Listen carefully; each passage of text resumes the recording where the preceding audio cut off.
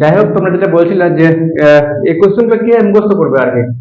তো দেখো, প্রথমে তোমাদের প্রথম যে কাজটা, সেই কাজটা হচ্ছে এই যে ভূমিকা, এই যে পয়েন্টটা, এই পয়েন্টটা মুখস্থ করে নাও। এটা পয়েন্ট, মান 5 যেহেতু 5টা পয়েন্ট মুখস্থ করতে হবে। ভূমিকা, দ্বিজেন্দ্রলাল রায়ের অবদান। 3 নাম্বার পয়েন্ট, উল্লেখযোগ্য গান। তারপরে পয়েন্ট হচ্ছে নাটকে উল্লেখিত গান আর মূল্যায়ন। খুব তাড়াতাড়ি তোমরা মুখস্থ করো এটা। ভূমিকা, দ্বিজেন্দ্রলাল রায়ের অবদান, উল্লেখযোগ্য গান, নাটকে উল্লেখিত গান আর মূল্যায়ন। এই 5টা পয়েন্ট তোমাদের আগে প্রথমত কাজ মুখস্থ করা। মুখস্থ করলা, মুখস্থ করে যে কটা জিনিস লিখেছি আমি, এই কটা জিনিসগুলো মুখস্থ করতে হবে। 1টা, 2টা, 3টা। এই 3টা যে বিষয় লিখে রেখেছি আমি, এই 3টা বিষয়কে কেন্দ্র করে ভূমিকা হয়ে যাবে। কিরকম করে হয়ে যাবে? তোমাদের এই যে লাইনগুলো আছে, এই লাইনগুলো তোমরা খালি বাড়াবা, তাহলেই হবে। সেটা কিরকম? বাংলা গানের ধারায় উল্লেখযোগ্য নাম। কোশ্চেনটা কি আছে? বাংলা গানের ধারায় দ্বিজেন্দ্রলাল রায়ের অবদান। তার মানে নিশ্চয়ই এখানে কার নাম হবে? দ্বিজেন্দ্রলাল রায়ের অবদান।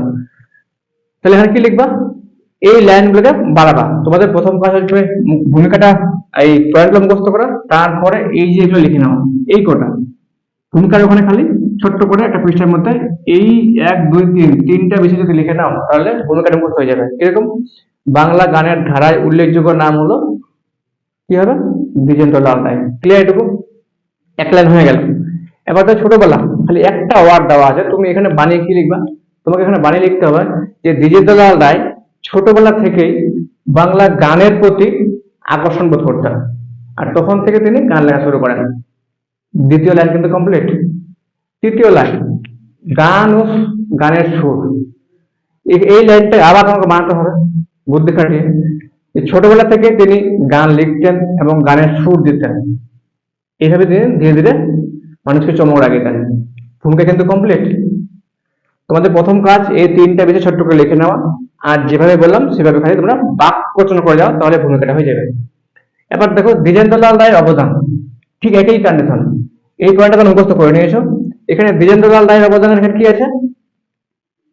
অবিস্মরণীয় একটা বিষয়, 12 বছর একটা বিষয়, আর অন্যান্য সুরকারদের থেকে পৃথক। এই 3টা বিষয় লিখে রেখেছে খালি। এই 3টা বিষয় দেখো, 3টা বিষয়ের ভিত্তিতে তোমাকে আবার বাক্য রচনা করতে হবে। কিরকম?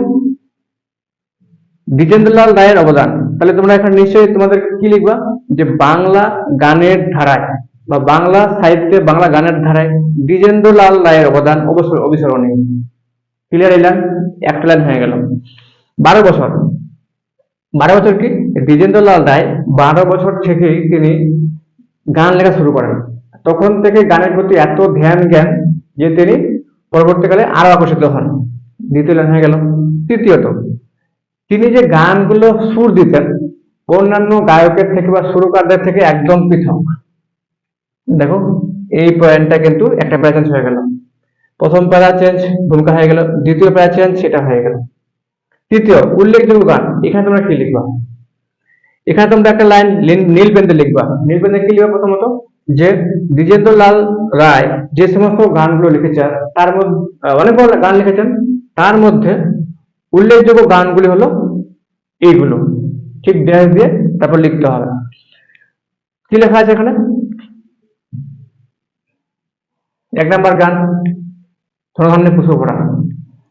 এখানে ঠিক এর নিচে লিখতে হবে কিন্তু 2 নাম্বার, 2 নাম্বার গান এসব প্রাণ সখা, এই গানটা। 3 নাম্বার গান, প্রতিমা দিয়ে পুজিব। তারপর 4 নাম্বার গান, ওকে গান গেয়ে চলে যায়।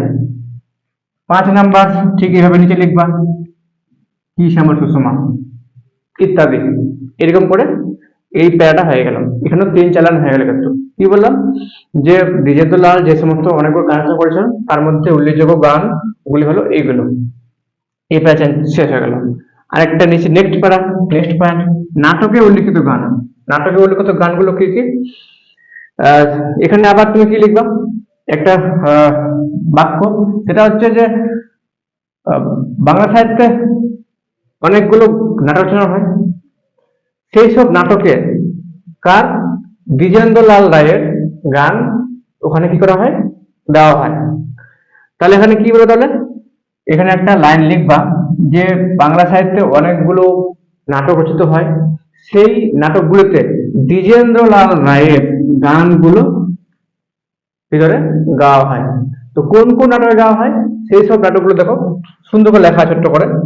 প্রতাপ সিংহ, দুর্গাদাস, নূরজাহান, চন্দ্রগুপ্ত, আর এটা মেবার প্রথম। ঠিক তোমরা এখানে সিরিয়াল করে দেখতে পারো, 1, 2, 3, 4, 5, এভাবে খুব ভালো হয়। তাহলে কিন্তু এই পয়েন্টটা হয়ে গেল। এবার দেখো মূল্যায়ন। মূল্যায়ন বলে আমি বলছিলাম যে কোশ্চেনের ভিত্তিতে হয় কিরকম, উপরিউক্ত উপরিউক্ত আলোচনার পরিপ্রেক্ষিতে, উপরিউক্ত আলোচনার পরিপ্রেক্ষিতে একথা বলাই যায় যে বাংলা গানের ধারায় দ্বিজেন্দ্রলাল রায় এক অনবদ্য নাম, এক লাইন হয়ে গেল।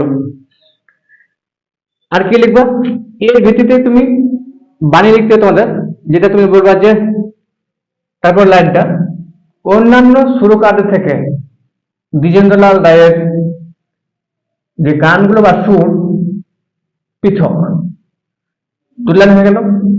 তারপর নিচে লিখবা যে তার বলার অবকাশ রাখেন না, তাহলে কিন্তু মূল্যায়ন শেষ। তারপরে তোমরা ইন চিহ্ন দিয়ে দিবা, তাহলে কমপ্লিট। ঠিক এরকম ভাবে তোমরা যদি পড়ো তাহলে দেখবা মনে হয় খুব তাড়াতাড়ি মুখস্থ করে হয়ে যাবে। তবে হ্যাঁ, অবশ্যই তোমাদের আগে কি করতে হবে, অবশ্যই এইভাবে আগে ছোট্ট করে নোটটা পড়ে রিডিং পড়ে, আমি যে নোটটা দিলাম এই নোটটা দিলাম, এই নোটটা আগে রিডিং মারলাম, রিডিং মেরে তারপরে সুন্দর করে একটা ছোট্ট করে খাতার মধ্যে ছক করে নিলাম। ছক করে নিলেই কিন্তু এরকম করে ছক করে নিলে দেখবা এটুকু মুখস্থ করলেই মুখস্থ হয়ে যাবে।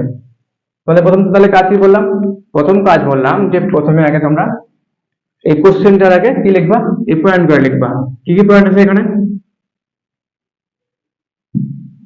ভূমিকা আছে, দ্বিজেন্দ্রলাল আছে, রায় আছে, অবদান আছে, আর এটা উল্লেখযোগ্য গান আর নাটকে উল্লেখিত গান, এটা মুখস্থ। এই 5টা পয়েন্ট মুখস্থ, কারণ 5টা পয়েন্ট বা 5টা প্যারা না দিলে কিন্তু পাই নাম্বার দেয় না। লিখে নিলাম, তারপরে ছোট ছোট করে পড়ে নোটটা পড়ে সুন্দর করে এখানে গুছিয়ে নিলাম। এটা এইরকম করে 3টা করে খালি ওয়ার্ড গুছিয়ে নিলাম। 3টা ওয়ার্ড, এই যে 5টা ওয়ার্ড, 1, 2, 3, এখানে 3টা ওয়ার্ড, 3টা ওয়ার্ড, এখানে এখানে 5টা গানের বিষয় সুন্দর করে বসিয়ে দিলাম, কোন কোন পয়েন্ট আছে পড়ে পড়ে পড়ে পড়ে। আর এইটুকু মনে রাখলে তুমি বেশ বড় করে বাক্য রচনা করে কিন্তু তোমরা এই নোটটা অবশ্যই বড় করে লিখতে পারবা। আর বড় করে লিখলেই 5 নাম্বার 5-এ পাই দিয়ে দেবে এখানে।